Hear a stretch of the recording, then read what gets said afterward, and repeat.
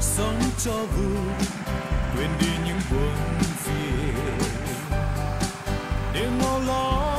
kết thuật 2018 Nar Đồn Giang lao động cách phun thuốc này đấy con nông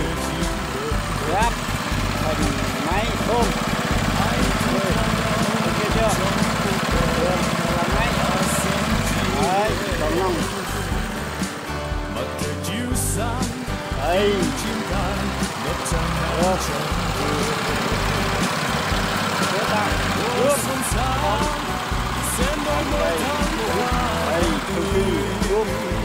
nước còn đây đấy đây là cưa thuốc đấy đây chuối của anh trai đây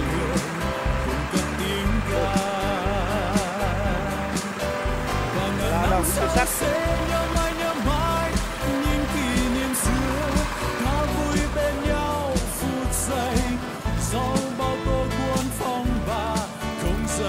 hôm nay ta đi phỏng vấn một ngày làm mấy héc trong một thùng khi nước đây đây có anh chàng hello xin chào em puru nào tôm hạc mir thế tôm héc à bắt không có năm pro hết đi mà lọ chả liền này Prit lê prit cho toàn phải này em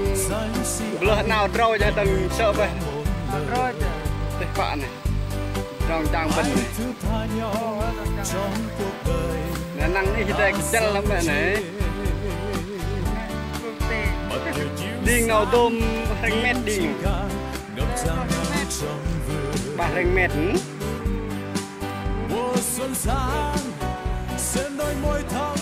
3 hành mét đấy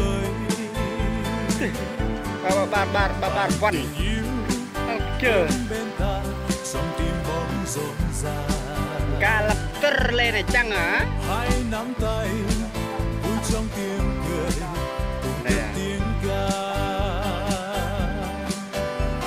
em beri minar nào đã sang bom lit one lit minar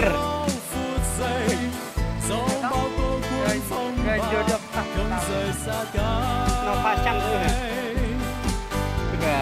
bữa nay mình ta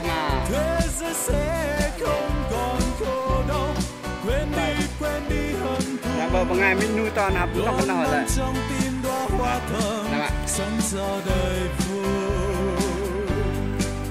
nó Đồn Giang Nar Đồn Giang nhột lâu á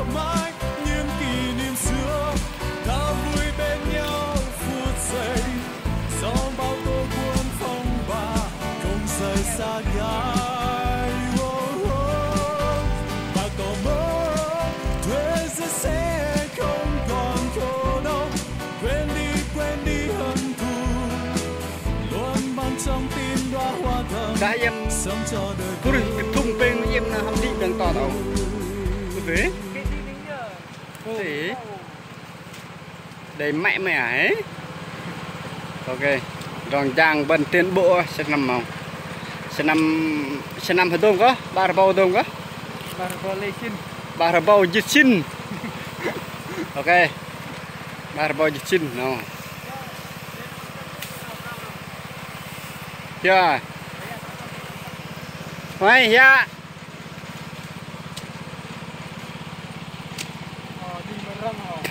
Lệch hả?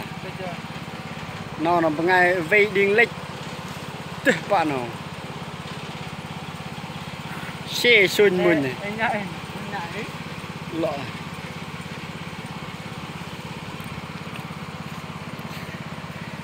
Lệch cho nó kiểm tra an toàn bịa. An toàn thực phẩm bịa. To chakal